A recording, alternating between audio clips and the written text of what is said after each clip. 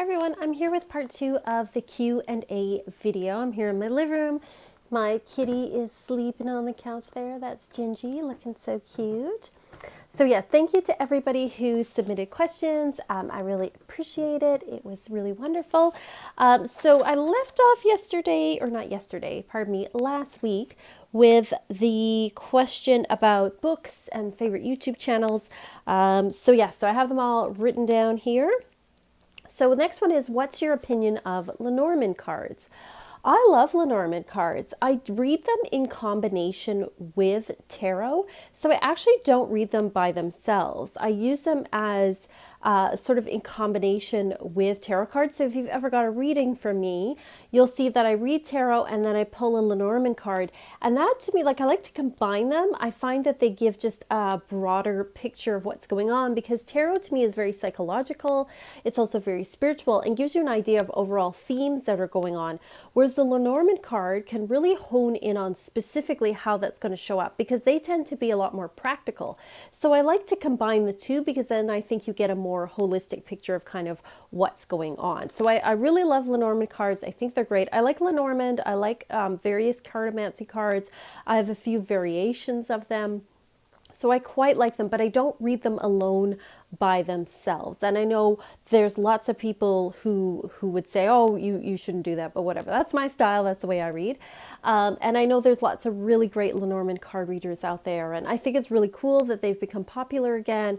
And there's so many varieties that you can get. I really like them. I think they're very, very interesting. Let's see. What makes the Rider Waite Smith more popular compared to Crowley or Thoth, in your opinion? Someone asked. I think that, the Rider Waite Smith came out in the early part of the 20th century. And at the time, it was very different from, the Marseille decks that were around, some of the older decks. And so I think it really spoke to people at that time. The images, I think, made reading the cards more accessible, because before we had minors that were pips. And so unless you really memorize the minors, there wasn't a lot of clues in the cards to really help you with remembering or visual clues for the minor arcana. And so the Rider Waite Smith really broke that. And, I'm sure there was probably some decks before that did that, but this was the most popular one. I think also, with it just being a different time, they were more widely available. It was easier to get a hold of one, with, it being the early part of the 20th century, you could go to a bookstore and get them, you could find them. Whereas before, it was a little bit more specialized, a little harder to get a tarot deck. So it really, it came out at the right time. I think, things like that were more widely available. You also had the spiritualist movement that made things like talking boards or spirit boards more popular. And so it really kind of went with that whole movement, and people being interested. This is really the birth of what we call now the New Age movement, the birth of, sort of more alternative spirituality being a little bit more widely available to people. So I think that's why it became more popular. It came out at the right time. And the Thoth deck, or some people pronounce it differently, I pronounce it Thoth, by Crowley, didn't come out till later. He drew it during the Second World War, and then it came out, I believe, in the 60s. And so there's 50 to 60 years there where the Rider Waite Smith was sort of the standard tarot deck. And so it's not till later that the Thoth deck became published and printed. I think as well, there was a lot of stigma around Aleister Crowley. I mean, he certainly promoted himself as the wickedest man in, the British Empire. So there's a lot of people who just his name will stay away from that deck. Even they can't separate themselves from him and the deck, which is fine. We're all different. So I think that, the fact that it's him, I think that when it came out as well, people were, it's just the other deck had been around a lot longer. I think as well, the Thoth deck is a little bit more abstract in a lot of its imagery. And so I don't think as many people connect with it as the Rider Waite Smith, which has a lot of human figures in the cards. So that's my opinion about why it's not as popular. I think as well, it just has more of people connected a little bit more with what's considered like a cult, and not everybody's comfortable with that. So I think that's why, in my opinion, the Rider Waite Smith is more popular. What's your favorite DreamWorks or Disney movie? I'm not a big Disney fan. I know there's people that love Disney, and it's part of their childhood and they just love it, and they're all about the Disney princesses and stuff. And you know what, I watched stuff as a kid, but I'm just not that into Disney.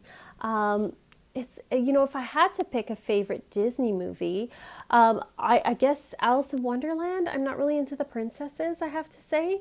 But even the Alice in Wonderland one annoys me because it smashes the two books together and it's wrong. I remember as a kid, I'd read, Alice in Wonderland and there's Alice Through the Looking Glass, and I'd watch the movie and be like, this is wrong. So I don't like that. I don't like that they take stories and they redo the story in a way that's not correct. And I'm not saying people have to do exactly like the book does, because movies is a different medium, but they actually change the ending. Like the Little Mermaid, she dies. They totally switch the ending. She doesn't get married. She doesn't live happily ever after. She dies. So anyway, that's my rant about Disney movies. If I had to pick a DreamWorks movie, which I know it's also Disney, but Up, that beginning with the old lady and the old man and everything and how sad it is, that's very touching. But again, I'm not really big on those kind of movies. No shade to those of you that are. How does art play a role in your spiritual practice? So art, the way that I do art, in the past, I did a lot of religious iconography images, pagan religious imagery. So definitely art has been a huge part of my spiritual practice. So I made, pagan icons. Certainly a large part of the work that I did in the past was that kind of imagery, a lot of goddess imagery, and then I moved away from that. And my latest work focuses a lot more on rock stars, and it was all about sort of being a teenager and things like that. So I find art is not just about spirituality, but it's also very emotionally and psychologically healing. I think that art is something that creating art is a very healing practice, and I think that people viewing art as well, it can be a very healing for them too. I certainly at my last show had a lot of people come up to me and say, oh my god, I resonate with this so much, or this happened to me, or that sounds like something that happened to me as well. So and other people just said they enjoyed seeing it because it made them think of the stuff they listened to when they were young. So I think art is a very healing thing. I don't think there's any right or wrong way to do it. I think it's just whatever speaks to you. But I do think that it informs me spiritually, and then vice versa, my art informs my spirituality. It's a two-way street. I think creativity and spirituality are intimately connected. And so I think that they inform each other all the time. So I've moved away from doing overtly sort of more religious type art, and now I've kind of enjoy drawing the human figure again and drawing rock stars and things, and we'll see what I do next. But I just enjoy drawing because it makes me happy, and it definitely exercising our creativity, I think, can be a way to connect with the divine. So another person asked what my favorite bands are and who you want to see in 2021 when bands start playing again. Now I could do a whole video on this, and you know what, I think I might do a whole video on this because I think it's a whole entire subject of who I like, why I like them. It's just off the top of my head who I want to see.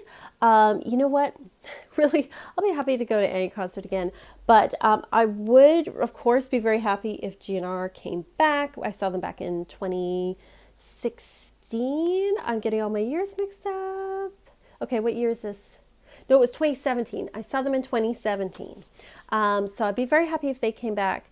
I had tickets for Alice Cooper and Lita Ford, but that's been postponed. So whenever they come back, I will just go see them. I'm hoping that Judas Priest comes here because I haven't seen Judas Priest and I would love to see them. So I don't think Ozzy will. I would love to see Ozzy, but let's be real about the health situation going on with him. I honestly don't think he's going to be touring again, and you know what? That's okay. He's toured a lot. I've seen him twice, once in front row. So I'm happy. And you know what? We just want him to be healthy. If that means he has to stay home, then so be it. Like, he's in his 70s, for Christ's sake, So my next question is, how long have you been an artist, and what is a great way one can improve in their own artwork? So I guess I've been artist like always. Ever since I was a kid, I've always loved to draw. I started by drawing animals, like most kids do. When I was like a kid, I loved to draw horses. And then when I was a teenager, I would like draw rock stars. And then I went to art school, and I've been, showing in galleries like around town ever since. And so it's just something I've always done. I love to draw. I love to paint. And my advice to people is just to keep doing it. It doesn't matter, what kind of art you're doing, whether it's abstract or photography or sculpture or whatever it is. Just go with where your creativity is taking you and do something at least every week. If you can't do it every day, I mean, we're all busy people, right? Just, do something every week for your creative side. Just keep going with things. That's my biggest piece of advice, is just keep doing it. And you know what? You're gonna make crappy art, and that's okay, because the crappy art leads to the good art. And as they say, anything worth doing well is worth doing badly. So don't be afraid to make mistakes. Don't be afraid to make bad art, because bad art leads to good art. And you don't have to be perfect. We have this like illusion as adults that if we're going to try something new, it's going to be great the first time or it's not worth it. But when we were kids, we just tried stuff because it was fun. So I encourage you to just do it. Just make art. Also, these days, there's wonderful sources out there on the internet. You don't have to go and pay for like a formal course of some kind, unless you want to. A lot of people learn well in those kinds of environments. There's YouTube tutorials. I wish I had YouTube tutorials when I was a kid.